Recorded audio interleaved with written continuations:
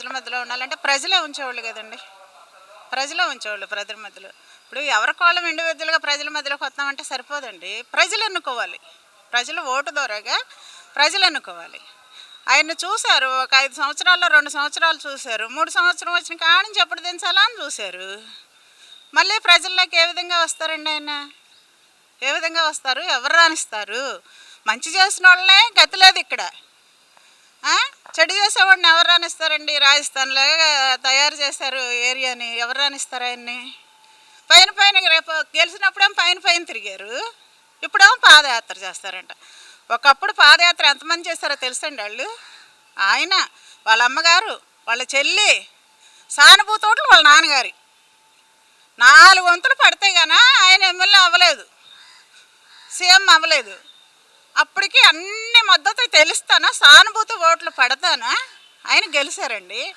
ఈరోజు తల్లిని ఎల్లగొట్టాడు, చెల్లిని ఎల్లగొట్టాడు, తండ్రి పేరు తీసేశాడు. నేము ఎంతో కొంత కుటుంబం ఉండేవాడు, అతన్ని తీసేశాడు. మరి ఈరోజు ఒక్కడో చేంజ్ చేస్తాడండి? ఒక్కడో చేంజ్ చేస్తాడు ఆయన? ఎలా చేస్తాడు పాదయాత్ర? గెలిచినప్పుడు చేయిపోయావా? ఇంకోసారి ప్రజలే ఎన్నుకునేవాళ్ళు. నువ్వు గెలిచినప్పుడు చక్కగా రోడ్లు వేసుకొని ప్రజల్ని ప్రతి ఒక్కళ్ళకి కూడా నువ్వు కరెంటు బిల్లు 300 రూపాయలు, బైక్ అండి, బైక్ ఉంటే పెన్షన్ తీసేసాడండి. ఆరోగ్యశ్రీ లేదండి. ఏ హాస్పిటల్కి వెళ్ళినా జనాలు లేదమ్మా ఆరోగ్యశ్రీ మేము చూడం, క్యాష్ తీసుకొని రండి అన్నారు. మరి చచ్చిపోయిన వాళ్ళండి వాటికెళ్ళే గోదావరి జిల్లాకి వెళ్ళే చచ్చిపోయిన వాళ్ళని డోలి మోసుకొని వచ్చారండి. ఎంతోమంది చచ్చిపోయారండి ఆంబులెన్స్లాక. మరి ఈరోజు ప్రజల్లోకి ఎలా వద్దాం అనుకుంటున్నాడు ఆయన? ఆయన వస్తే కూడా ఎవరు రానిస్తారు? ఆ రోజు ముద్దులు పెట్టుకుంటా వచ్చాడు, ఈరోజు బొట్లు పెడతానికి వస్తాడా ఏంటి లేడీస్కి? ఈ నెల మగోడు ఉండమ్మా బొట్టు పెడతాను, బొట్టు పెట్టి వస్తాడా? మరి ఎందుకు వస్తాడండి? రాకూడదు. ఈరోజు 4 వంతులు ఓట్లు పడితేనే ఆయన నిలుపుకోలేకపోయారండి. నలుగురు, చెల్లి, తల్లి, మరి సానుభూతోట్లు వాళ్ళ తండ్రి, కొంత ఆయన 4 పావలాలు 4 వంతులు కలిస్తేనే ఆయన సీట్ నిలుపుకోలేకపోయారు. ఇవాళ ఒంటరి పోరాటం ఏం చేద్దామని వస్తారండి ఆయన? ఒంటరిగా ఆయన వస్తే ప్రజలు రానిస్తారా? వస్తానంటున్నాడు. వచ్చేవాడు చక్కగా ప్రజలు పిలిచిన రోజు రమ్మానండి. ప్రజలు మాకు అన్యాయం జరిగిందండి, కూటమి ప్రభుత్వం మాకు న్యాయం చేయలేదు, మీరు రండి అని మధ్యంతరం ఓట్లు పెడతారు చూడండి, ఆ రోజు రమ్మానండి. ఈ రోజు వచ్చినా వేస్ట్ అండి అతను.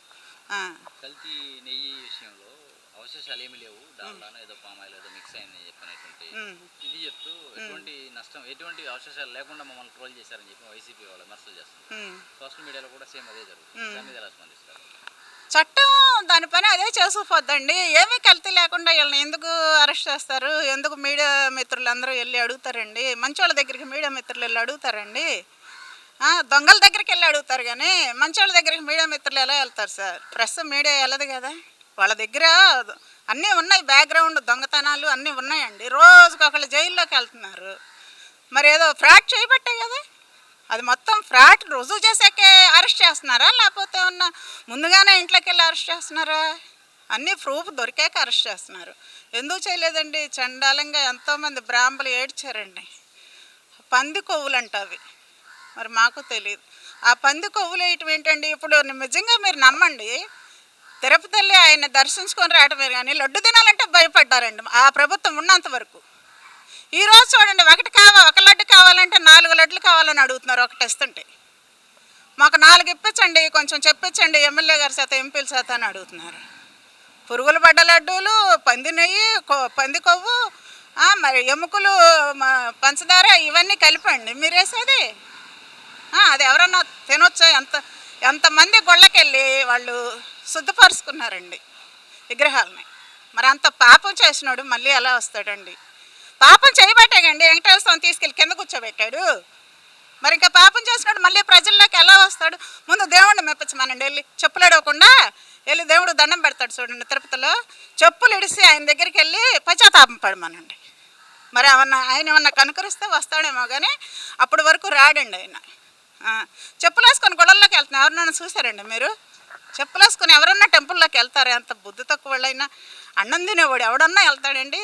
మీరు చూడండి, బయటికి తీయండి మీరు, ప్రెస్లో ఉంటాయి ఆయన చెప్పులు వేసుకొని లోపలికి వెళ్ళింది. మరి అలాంటి వాడు దేవుణ్ణే మరి లెక్క చేయనోడు ఆ రోజు తిరుపతిలో ఎలా ఉండారో, తిరుపతి చెప్పులు వేసుకొని వెళ్తున్నారు అన్నారని తీసుకొచ్చి వెంకటపాలెంలో పెట్టారండి విగ్రహాలు స్వామివారి.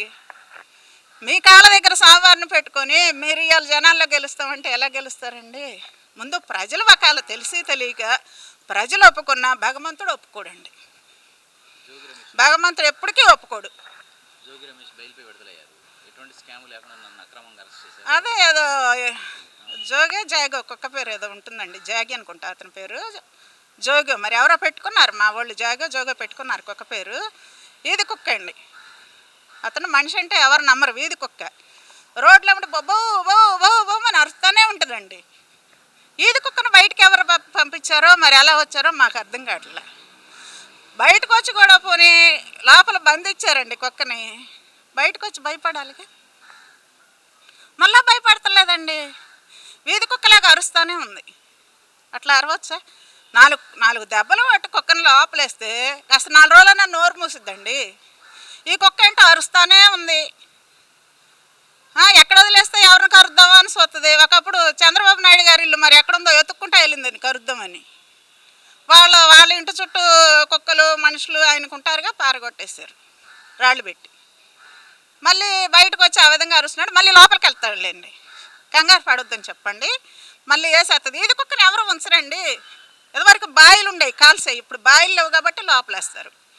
అది జనసేన పార్టీ ఎలా ఉంది? అతను వీధి కుక్క కింద సమానం అండి, అతని గురించి మాట్లాడుకోవటం అనవసరం. జనసేన పార్టీ ఎలా నడుస్తుంది? ఈ పార్టీ కూటమి ప్రభుత్వం పవన్ కళ్యాణ్ గారు కానీ జనసేన కానీ. జనసేన పార్టీ గురించి ఇంకా మేము చెప్పేది ఏం లేదండి, మీ అందరికీ తెలుసు, మీడియా మిత్రులకు తెలుసు, మరి ప్రజలకు తెలుసు, అందరికీ తెలుసు అండి. జనసేన పార్టీ ఒక రాష్ట్రం, ఒక వర్గం, ఒక కులం చెందింది కాదండి. భారత్కి మొత్తం కూడా జనసేన పార్టీ నాయకుడు చెందిన అతను. ఆయన అన్నారండి ప్రధానమంత్రి గారు, పవన్ కళ్యాణ్ గారు కాదు, ఒక తుఫాన్ అన్నారు. మరి ఆయన ఎంత చూస్తే ఆ మాట అంటారంటే, ఇప్పుడు నేనున్నాను మీరు అనమంటే అంటారా? అనరుగా. నేను ఎంతో సేగమంత్రాలను అయితే ఎంతో న్యాయం చేస్తే, ఎంతో కష్టపడి చేస్తే, కష్టపడ్డ రూపాయి కూడా తీసుకొచ్చి ప్రజలకు పెడితే, ఎన్నో సంవత్సరాలు పెడితే మీరు తర్వాత ఎప్పుడో ఒక 20 సంవత్సరాల తర్వాత అంటారేమో నన్ను. ఇప్పుడు ఎవరు అనరుగండి. మరి ఆయన అన్నారంటే ఆయన ఎంత చూశారు, ఆయన కళ్ళతో చెవులతో ఎంత విన్నారు కాబట్టే కండి. పవన్ కళ్యాణ్ గారి గురించి మాట్లాడుకోవాలంటే మా సాయి సరిపోదండి, మేము చాలా చిన్నవాళ్ళు. భారత్కి సంబంధించి ఆయన ప్రధానమంత్రి లెవెల్లో వస్తారు. మేము చాలా చిన్న నాయకులు, చిన్న కార్యకర్తలం అండి. మేము ఆయన చెప్పింది చేస్తాం. ఆయన కింద ఒక పనోళ్ళం అండి మేము. మాకు ఆయన ఒక ప్రధానమంత్రి లెవెల్లో ఉన్నారు కాబట్టి ఆయన అమ్మ మీరు చేయండి, ఏర్ మహిళలు జన సైనికులు చేయండి అంటే చేస్తాం. అంతేగాని ఆయన గురించి ఇంకో మాట మాట్లాడటానికి మేము సరిపోమండి. వైసీపీ వాళ్ళు జెండా కూలీలని విమర్శలు చేస్తున్న పరిస్థితి జనసేన దాని మీద ఎలా స్పందిస్తారు? చాలా దారుణమైన ట్రోల్ జరుగుతున్నాయి. అదేలేండి. వాళ్ళంటే వాళ్ళకి కూలి ఇవ్వటం, కూలికి వెళ్తాం వాళ్ళకి అలవాటు అండి. మాకు అలాంటివి తెలియదు, కూలి అనేది మాకు తెలియదండి. ఎందుకంటే ఆయన దగ్గర ఉన్న జనాలను కూడా కూలి అని ఆయన అనరు. చక్కగా హద్దుకొని వాళ్ళకి రైతులు అంత అయ్యారంటే పిల్లలను ఓదార్చుకొని వాళ్ళ చదువులకు డబ్బులు ఇచ్చి, మరి వాళ్ళ అందరికీ ఇంట్లో సరిపోను సరుకులు ఇచ్చి డబ్బు ఇచ్చి, మొన్న ఇద్దరు మామూళ్ళకండి ఇప్పటంలో మా అమ్మగారికి తల్లిలాగా పక్కన కూర్చోబెట్టుకొని డబ్బులు ఇచ్చారండి. కూలీ అంటే మాకు తెలియదండి. వాళ్ళు కామెర లేని వాళ్ళకి అంతా దేశం అంతా పచ్చగా ఉంటుంది కాబట్టి వాళ్ళకు కూలి అంటే తెలుసండి. మాకు అసలు కూలి అంటే ఏంటో తెలియదు. మాకు అందరూ ఒకటేనండి, కూలోళ్ళు పనోళ్ళు. ఇప్పుడు మాకు పనమ్మ వస్తుందండి, పనోళ్ళు అనం మేము.